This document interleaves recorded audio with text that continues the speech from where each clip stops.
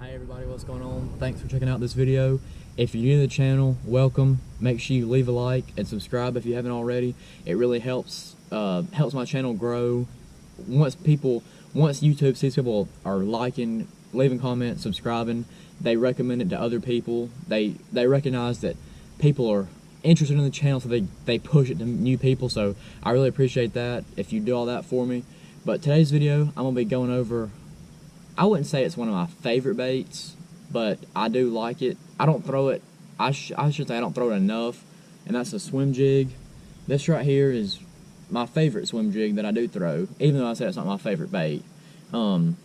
This is a 3/8 ounce Dirty Jigs, no jack Swimjig. This is the one that's got the big gaff of a hook.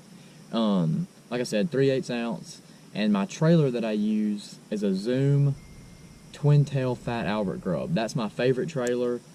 I got started on this trailer on my finesse jigs in the wintertime, where you can literally throw that finesse jig out there and let it sit and just barely move that rod, and that twin tail grub is just sitting there.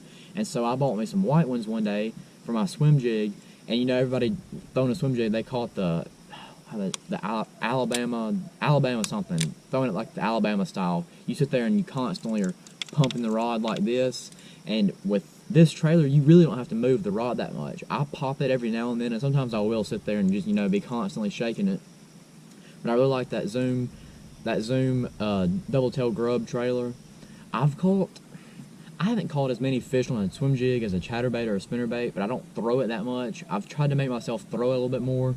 I have caught 2 good fish on it at Neely Henry. I'll try to pop a picture up of those 2.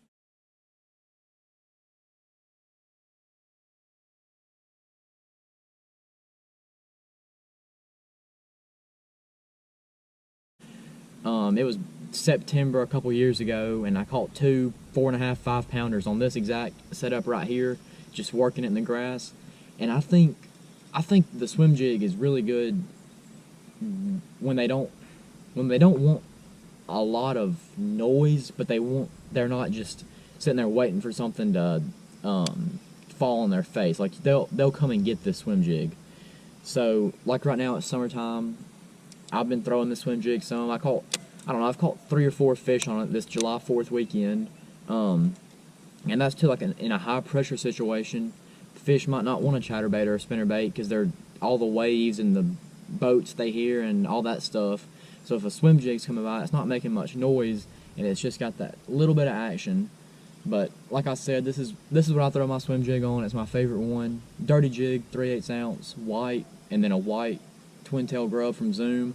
And then I'm throwing it on a 7-foot medium heavy rod, and then a 7-to-1 gear ratio Shimano Sitica. This is a discontinued reel, but I mean, I like it. It's basically like the Corrado from a couple years ago before this Corrado right here come out. This Sitica matches that other Corrado. There's just a couple small differences, but I'm throwing that, and I got 50-pound braid, same rod. I mean, I could cut this off and throw my frog on there. That's pretty much the same setup I throw with my frog. There are times when I'll throw a swim jig with fluorocarbon.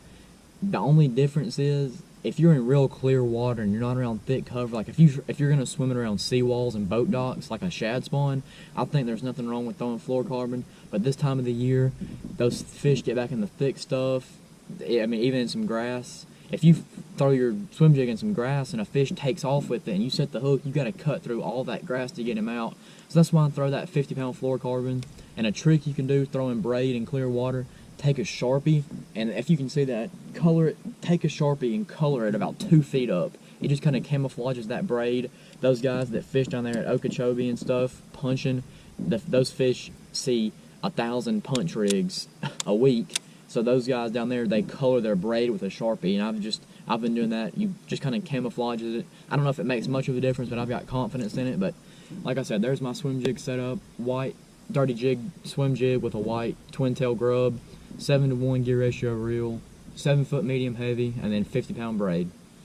And the fishing slot here, I'm gonna go throw it around for a little bit, see if I can catch one. Maybe I'll put a clip in there of me catching one on a swim jig, but Either way, I appreciate y'all watching this video, and like I said earlier, make sure you leave a like and subscribe. It really helps my channel grow, and stay tuned for the next one. Thanks.